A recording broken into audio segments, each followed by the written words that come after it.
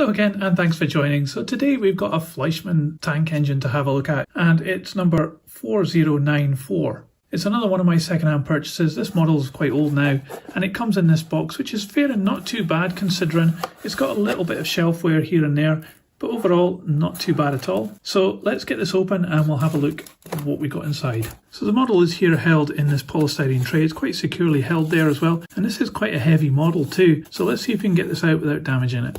Okay, here we have the model out of the box. One thing I noticed when I was picking it up there, it is actually quite heavy. I think it might actually be all metal, this one. And we also have a bit of a problem just here. It looks as though the traction tyre has fallen off this back wheel. So I'm just going to do a repair on that first before we start having a look at this close up. Okay, so this traction tyre has perished, unfortunately, and it's just split and fallen off. So I don't know whether we've got a spare one of these. I'm going to have a look in the spares box. So I don't seem to have one exactly the right size, but I did have this one in my parts box, so I'm going to try and fit it. It's just slightly smaller. I think this is actually a Markland one, but I think it might do. I've also managed to prise off the little pin and get the connecting rod off. It did bend up a little bit, so I'm not quite sure why that happened. Anyway, I'm going to put this on and then see if we can get this back together.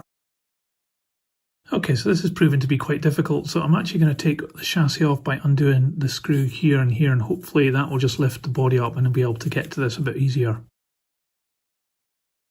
Okay, so just trying to get this one on, it's managed to split, so it must not have been big enough. So I don't have any others, so I'm going to pause this and order up some traction tyres for this, and then we'll get this fixed, and then we'll continue on with the review.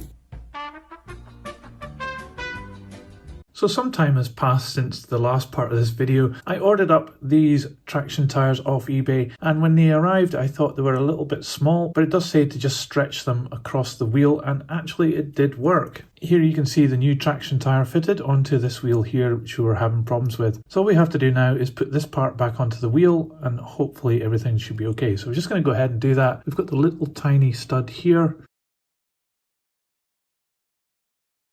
So that seems to be working okay now. It's fitted on here. It's just a push fit and that seems to have done the trick. This is the old traction tyre that we took off, so we can just put that in the bin now. So I think we should probably give this a little test before we put the body back on, just to make sure it's working okay. So I'm going to set up the test track and see what happens. So it's on the test track. Let's give it some power and see what happens.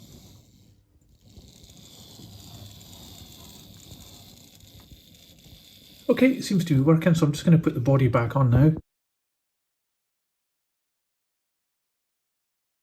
Okay, we're all back together. That was quite easy, just a couple of screws and it went back together, no problem at all. So I'm going to put this back on the test track and we'll give it another go.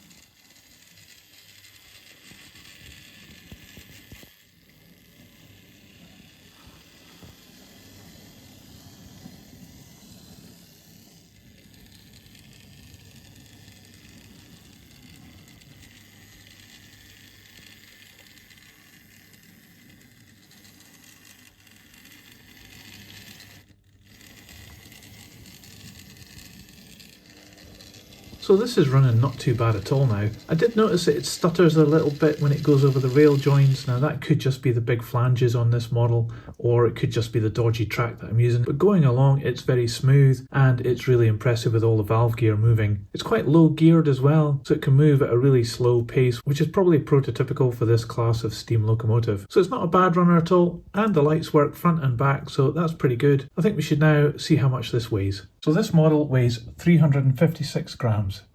So just having a more detailed look at this model now, we'll start off at the front of the locomotive here with the smoke box door. Very fine little details here with the brackets and the little catches. It even has moulded in this little wire going up to this light, which does illuminate as well, but this wire is just dummy, but it looks really good and it's very nice that that's been added in. There's a very clear number here, 941730, so I guess this is a BR94 class steam locomotive. And then we have the lamps down here, which we saw when we tested it, are illuminated as well. These buffers are added on parts which are made of metal and have these white surrounds on it, very prototypical, but very nice that those have been done like that. And then down here on the buffer beam, we have this really nice rich red colour, which extends down below as well onto the chassis. This chassis is made of metal in this model and the body is made of plastic. It's got an extra weight inside the smoke box here. So looking down the side of the tank engine, we have some really great detail. You can see all this pipework here, which is extra plastic parts which have been added onto the main moulding. And it's got this tank at the top here, which is an additional part as well. And you can see all the delicate pipe work down to this part here. That's really impressive, and it makes for a really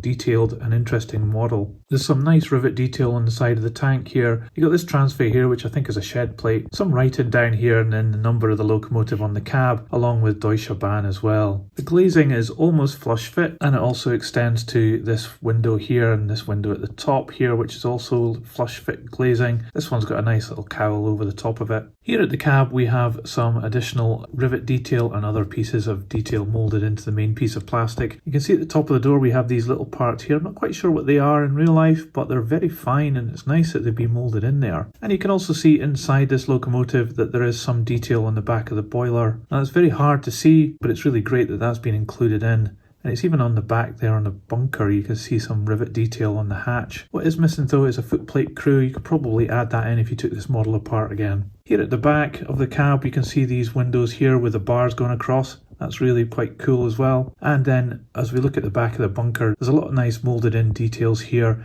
Again, there's a little cable there going up to this lamp. We saw that working as well on the test track. There's a representation of coal up here, which isn't particularly good, but it's not too bad. And we also have these lamps down here, which were working. We saw that as well when we were running it. And the same buffers here as well into the chassis. On top of the cab, there's a wealth of additional rivet detail as well. And this little pipe here as well, which has been moulded in. And then looking down the length of the top of the boiler, there's an awful lot of stuff going on here, which is really great that it's all been included. Lots of delicate parts which would get broken off obviously, but this one's faring pretty good because I can't see any damage whatsoever, so that's great. I did see unfortunately that this has a little bit of damage here. This ladder has broken. This is actually a metal part, so it's had a really big bash, I guess, at some point, and that's knocked that off, which is a bit of a shame.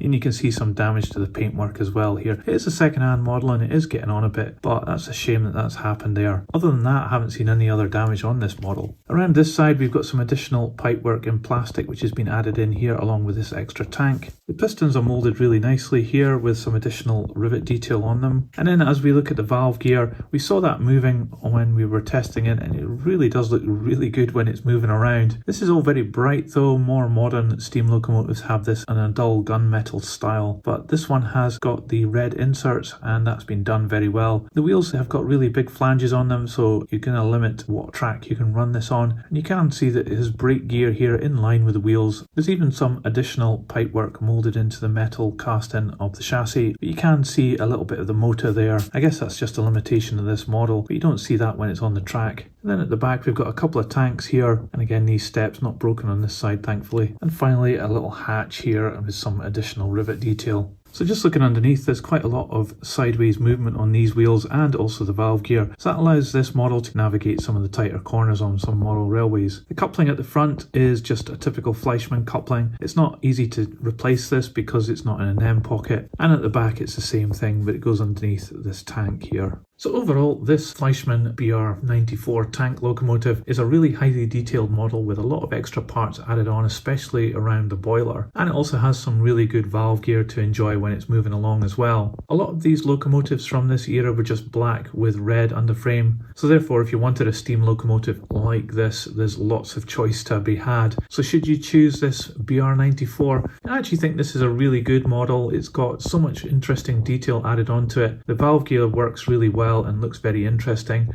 It seems like a powerful pulling locomotive as well. It's got a bit of weight to it. Even though it's only got one traction tyre as we saw, it still, I think, can perform pretty well and pull a good long train if it needs to. It's very prototypical speed as well. It's geared very low, so therefore it looks really quite realistic as well. So I would recommend this locomotive. I think it's really good. I'm a big fan of Fleischmann locomotives of this era. So it should be a fairly low cost item to purchase if you're interested in buying this. So you'd have to look in the second-hand market, but it could make for a very interesting addition to your model railway layout, and I think this locomotive would serve you well for many years. So let me know what you thought about my analysis of this locomotive in the comments below. I'd really like to know what you think, and also if you liked this video, please give it a thumbs up. It really helps this channel grow. I'll put this on the turntable so you can see all the way around, but that's it for today. Thanks for watching. See ya!